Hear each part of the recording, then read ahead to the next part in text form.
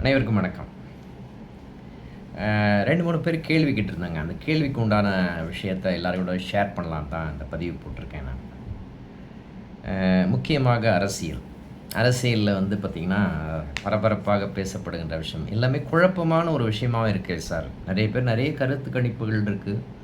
அதையும் மீறி வந்து பார்த்திங்கன்னா, யார் முதல்வர் ஆகிறார் அப்படின்ற ஒரு விஷயம் நிறைய பேர் கருத்து கணிப்புகள் நிறைய ஜோதிடர்கள் சொல்லிகிட்டு இருக்காங்க. அப்படின்ற மாதிரி அமைப்பு வருது. இப்போ யார் முதல்வராகிறார்? நம்ம எல்லாமே வந்து எதை அடிப்படையாக கொண்டு சொல்லிடுவோம் அப்படின்னு பார்த்திங்கன்னா, கோச்சார அடிப்படையாக கொண்டு தான் நாம் சொல்கிறோம். இந்த கோச்சார அடிப்படையில் பார்த்தீங்க அப்படின்னு பார்த்திங்கன்னா, முக்கியமாக விஜய் வந்து பார்த்திங்கன்னா, நிறைய வந்து பர்சன்டேஜ் ஆஃப் ஓட்டில் வந்து நிறைய வருவதற்குண்டான வாய்ப்புகள் இருக்குது. பிரம்மாண்டமான வளர்ச்சி அரசியலில் அவருக்கு இருக்கக்கூடிய தன்மை இருக்குது.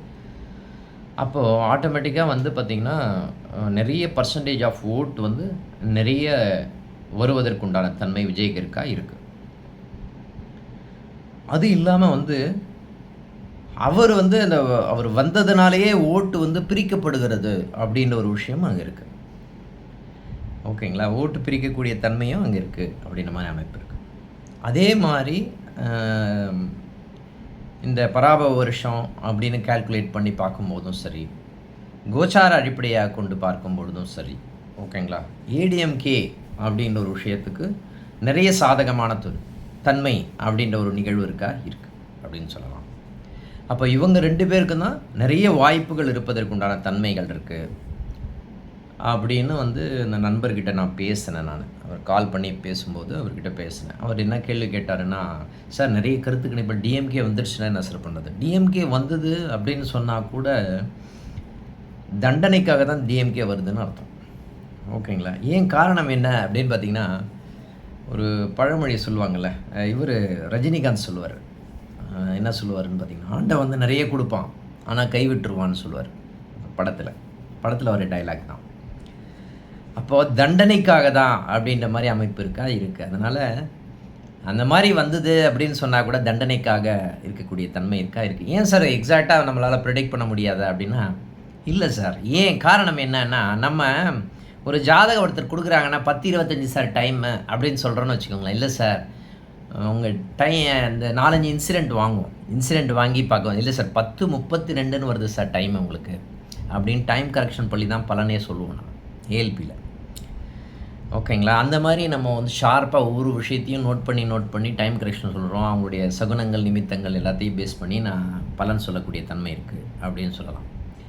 ஆனால் ஒவ்வொருத்தருக்கும் லக்னங்கள் மாறுபடுகின்றது அப்படின்ற மாதிரி, ஒருத்தர் வந்து தனுசு, ஒருத்தர் வந்து சிம்ம லக்னம் சொல்கிறாங்க, ஒருத்தர் வந்து விருச்சிக லக்னம் சொல்கிறாங்க, ஒருத்தர் வந்து கன்னியா லக்னம் போட்டு பலன் சொல்கிறாங்க.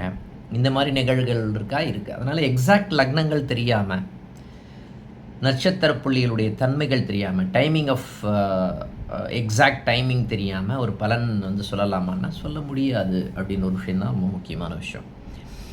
ஓகேங்களா? ஆனால் நம்ம சொல்கிறது எல்லாமே கோச்சாரத்தினுடைய அடிப்படையை கொண்டு இது செயல்படுகிறது அப்படின்னு ஒரு விஷயம், முக்கியமான விஷயம். சார், விஜய் வந்து இந்த காலகட்டத்தில் வந்து திருச்செந்தூருக்கு போயிருக்காரு அப்படின்ற மாதிரி ஒரு கேள்வி கேட்டேன். செவ்வாய் சனி மீனராசியில் இருந்தால், செவ்வாய் சனி அப்படின்ற அவருடைய தன்மை மீனராசியில் இருக்குது. அந்த மீனராசி அப்படின்ற ஒரு அமைப்பே வந்து பார்த்திங்கன்னா நீர்நிலையை சொல்லக்கூடிய விஷயம். நீர்நிலைக்கு பக்கத்தில் இருக்கக்கூடிய முருகப்பெருமான் அப்படின்னு சொல்லப்படுகிறது தான் அந்த குருவினுடைய வீட்டில் இருக்கக்கூடிய செவ்வாயினுடைய செவ்வாய் கிரகம் அங்கே இருக்கக்கூடிய தன்மையை சொல்லும். அதே மாதிரி சனி அப்படின்னு சொல்லும்போதே நமக்கு வேல் சம்மந்தப்பட்ட விஷயத்தை சொல்லக்கூடிய விஷயங்கள் இருக்குது. இப்போ செவ்வாய் சனி அவர் பார்த்திங்கன்னா கோயிலுக்குள்ளே போயிட்டு வேல் வாங்கிட்டு வந்தார் அப்படின்ற மாதிரி அமைப்பு இருக்கக்கூடிய தன்மை இருக்கா? யாராவது ஜோதிடர் சொல்லி தான் போயிருக்கார் அப்படின்ற மாதிரி அமைப்பு இருக்குது.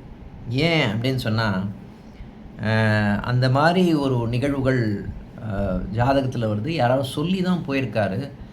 அந்த கோச்சாரமும் அதை காண்பிக்கிறது அப்படின்னு ஒரு விஷயம் இருக்குது. ஆனால் டஃப்பான ஃபைட் வந்து யாருக்கு இருக்கும்னா, டிஎம்கேக்கும் ஏடிஎம்கேக்கும் இருக்கக்கூடிய தன்மை இருக்குது அப்படின்னு சொல்லலாம். ஆனால் பர்சன்டேஜ் ஆஃப் ஓட் அதிகமாக இருக்கக்கூடிய தன்மை அப்படின்னு இருக்குது. யாருக்கு? விஜய்க்கு. அதே மாதிரி பிஜேபிக்கு பர்சன்டேஜ் ஆஃப் ஓட்டு வந்து இன்க்ரீஸ் ஆகிறதுக்கு உண்டான தன்மைகளும் நிறையவே இருக்குது அப்படின்னு சொல்லலாம். பர்சன்டேஜ் ஆஃப் ஓட்டில் வந்து இதை வகைப்படுத்தலாம் அப்படின்னு சொல்லலாம். நீங்கள் விஜய் நிற்காமல் இருந்ததுனால் ஸ்ட்ரெயிட்டாகவே சொல்லிடலாம் ஏடிஎம்கே அப்படின்னு ஒரு விஷயத்த சொல்லலாம்.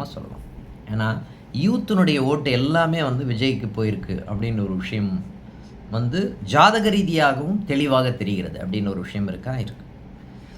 எல்லாமே தர்மம் தாங்க. சனாதனம் தர்மத்தை அடிப்படையாக கொண்டு தான் ஒரு விஷயம் செயல்படுகிறது அப்படின்னு விஷயம் இருக்குது. அதே மீறி டிஎம்கே வந்தாங்க அப்படின்னா தண்டனைக்காக தான் வராங்க அப்படின்ற மாதிரி அமைப்பு இருக்குது. அப்போது என்ன நிகழ்வுகள் நடக்குதுன்னா சப்போர்ட் பண்ணக்கூடாதுன்னு கிடையாது.